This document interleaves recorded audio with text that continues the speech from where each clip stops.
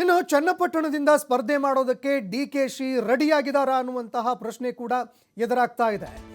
ಮಾಧ್ಯಮಗಳ ಮುಂದೆ ಸ್ಪರ್ಧೆಯ ಒಲವನ್ನ ಡಿಸಿಎಂ ಡಿಕೆ ಶಿವಕುಮಾರ್ ವ್ಯಕ್ತಪಡಿಸಿದ್ದಾರೆ, ಇಂಗಿತ ವ್ಯಕ್ತಪಡಿಸಿದ್ದಾರೆ.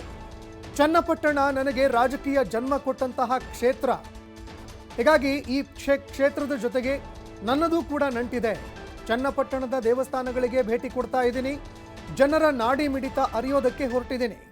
ಜನರು ಏನು ಹೇಳ್ತಾರೆ ಅದರಂತೆ ನಾನು ನಡೀತೀನಿ, ಪಕ್ಷ ಏನು ಹೇಳುತ್ತೆ ಅದರಂತೆ ಮಾಡಬೇಕಲ್ವಾ ಅಂತ ಡಿಸಿಎಂ ಡಿಕೆ ಶಿವಕುಮಾರ್ ಒಂದು ರೀತಿಯಾಗಿ ಇಂಗಿತ ಕೂಡ ವ್ಯಕ್ತಪಡಿಸಿದ್ದಾರೆ.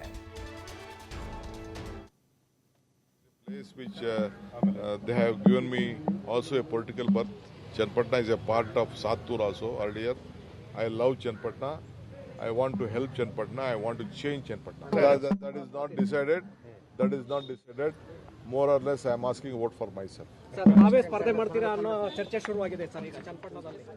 ನೋಡಪ್ಪ, ಚನ್ನಪಟ್ಟಣ ನನಗೆ ರಾಜಕೀಯವಾಗಿ ಜೀವ ಕೊಟ್ಟಂತ ತಾಲೂಕು. ನಾನು 4 ಬಾರಿ ಚನ್ನಪಟ್ಟಣ ಒಂದು ಹೋಬಳಿ ವಿಧಾನಸಭಾ ಕ್ಷೇತ್ರದಲ್ಲಿ ನಾನು ಗೆದ್ದುಕೊಂಡು ನನಗೆ ಆಶೀರ್ವಾದ ಮಾಡಿದ್ದಾರೆ. ನನಗೆ ಎಲ್ಲ ವರ್ಗದ ಜನ ಚನ್ನಪಟ್ಟಣದಲ್ಲಿ ಇದ್ದಾರೆ, ಒಳ್ಳೆ ಜನ. ಈ ಕಷ್ಟಕಾಲದಲ್ಲೂ ಕೂಡ ಅತಿ ಹೆಚ್ಚು ಮತವನ್ನು ಸುಮಾರು 80,000 85,000 ಓಟನ್ನು ನಮಗೆ ಕೊಟ್ಟಿದ್ದಾರೆ. ನಾನು ಅವ್ರಿಗೆ ಋಣ ತೀರಿಸಬೇಕು, ಆ ಜನದ ಬದಲಾವಣೆ ಮಾಡಬೇಕು. ಕನಕಪುರ ಯಾವ ರೀತಿ ಅಭಿವೃದ್ಧಿ ಮಾಡಿದ್ದೀನಿ ಅದಕ್ಕಿಂತ ಹೆಚ್ಚಿಗೆ ಅಭಿವೃದ್ಧಿ ಮಾಡಲಿಕ್ಕೆ ಅವಕಾಶ ಇದೆ. ಸೊ ಅದಕ್ಕೆ ನಾನು ಫಸ್ಟು ಇವತ್ತು ನಾನು ಎಲ್ಲ ದೇವಸ್ಥಾನಗಳಿಗೆ ಆ ಜನರಿಗೆ ಪ್ರೇರಣೆಯನ್ನು ಕೊಟ್ಟು ನಮಗೆ ಶಕ್ತಿ ತುಂಬಿಸ್ಲಿಕ್ಕೆ ಅವಕಾಶ ಮಾಡಿಕೊಟ್ಟಂಥ ದೇವರುಗಳಿಗೆ ಹೋಗಿ ಫಸ್ಟು ನಾನು ನಮಸ್ಕಾರ ತಿಳಿಸ್ತೀನಿ. ಆಮೇಲೆ ಮತದಾರರ ಹತ್ರ ಮಾತಾಡ್ತೀನಿ.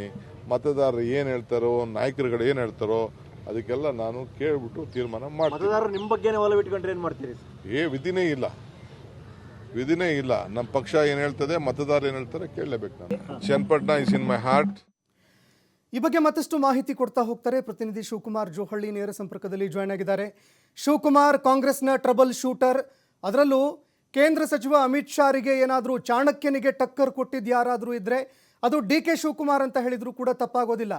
ಈಗ ರಾಜ್ಯದಲ್ಲೂ ಕೂಡ ಎಲ್ಲರಿಗೂ ಶಾಕ್ ಕೊಡೋದಕ್ಕೆ ಏನಾದರೂ ಮುಂದಾಗ್ತಾ ಇದ್ದಾರಾ? ಏನು ನಡೀತಾ ಇದೆ ಚನ್ನಪಟ್ಟಣದ ರಾಜಕೀಯ ವಲಯದಲ್ಲಿ ಅಂತ?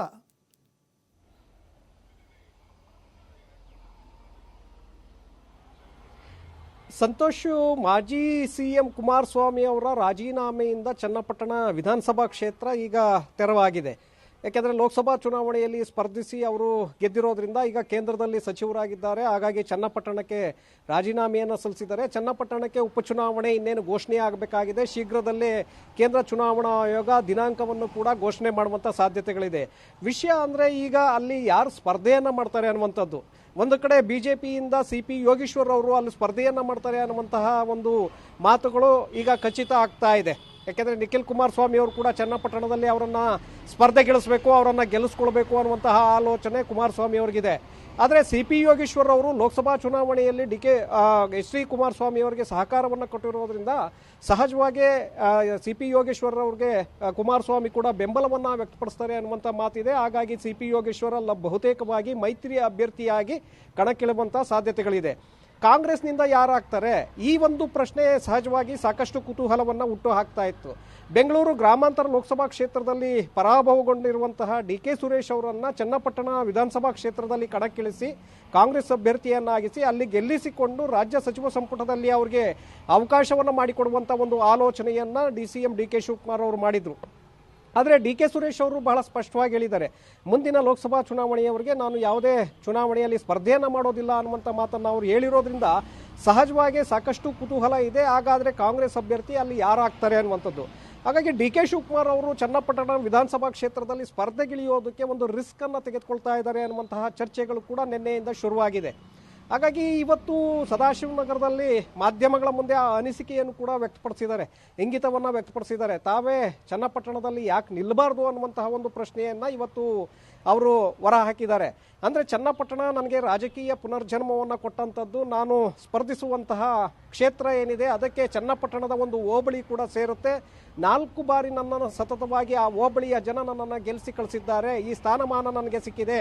ಹಾಗಾಗಿ ಕನಕಪುರದಂತೆ ಚನ್ನಪಟ್ಟಣವನ್ನು ಕೂಡ ಹೆಚ್ಚಿನ ಅಭಿವೃದ್ಧಿಯನ್ನು ಮಾಡಬೇಕು ಅನ್ನುವಂತಹ ಆಸೆ ನನಗಿದೆ. ಚನ್ನಪಟ್ಟಣದಲ್ಲಿರುವಂತಹ ಜನರು ಸಂಭಾವಿತರು, ಒಳ್ಳೆಯವರು, ಅವರು ನನ್ನನ್ನು ಕೈ ಹಿಡಿತಾರೆ ಅನ್ನುವಂಥ ವಿಚಾರವನ್ನು ಇವತ್ತು ವಿಶ್ವಾಸವನ್ನು ವ್ಯಕ್ತಪಡಿಸಿದ್ದಾರೆ.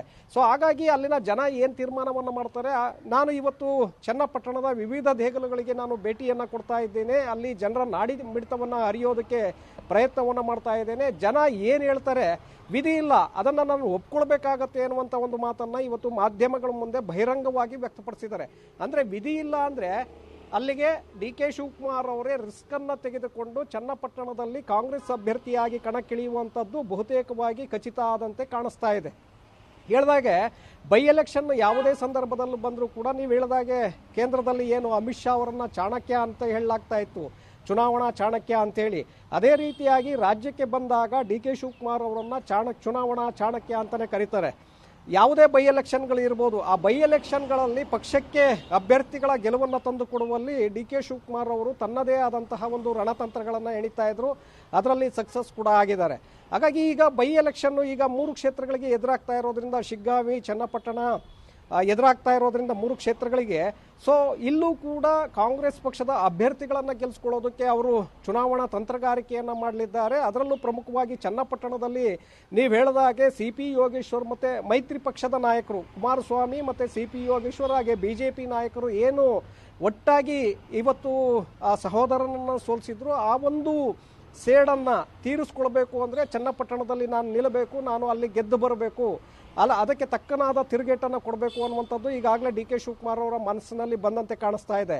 ಹಾಗಾಗಿ ಕ್ಷೇತ್ರದ ಜನರ ನಾಡಿ ಮಿಡಿತವನ್ನು ಹರಿಯೋದಕ್ಕೆ ಇವತ್ತು ಚನ್ನಪಟ್ಟಣಕ್ಕೆ ಹೋಗ್ತಾ ಇದ್ದಾರೆ. ಇನ್ನು ಚನ್ನಪಟ್ಟಣಕ್ಕೆ ಹಲವು ಬಾರಿ ಭೇಟಿಯನ್ನು ಕೊಡ್ತೇನೆ ಅನ್ನುವಂಥ ಒಂದು ಮಾತನ್ನು ಕೂಡ ಹೇಳಿದ್ದಾರೆ. ಹಾಗಾಗಿ ಉಪಚುನಾವಣೆಯಲ್ಲಿ ಡಿ ಕೆ ಶಿವಕುಮಾರ್ ಅವರೇ ಸ್ಪರ್ಧೆಗಿಳಿಯುವಂತಹ ಸಾಧ್ಯತೆಗಳು ಇಲ್ಲಿ ಹೆಚ್ಚಿನದಾಗಿ ಕೇಳಿ ಬರ್ತಾ ಇದೆ. ಸಂತೋಷ್, ಧನ್ಯವಾದಗಳು ಶಿವಕುಮಾರ್ ನಿಮ್ಮೆಲ್ಲ ಮಾಹಿತಿಗೆ.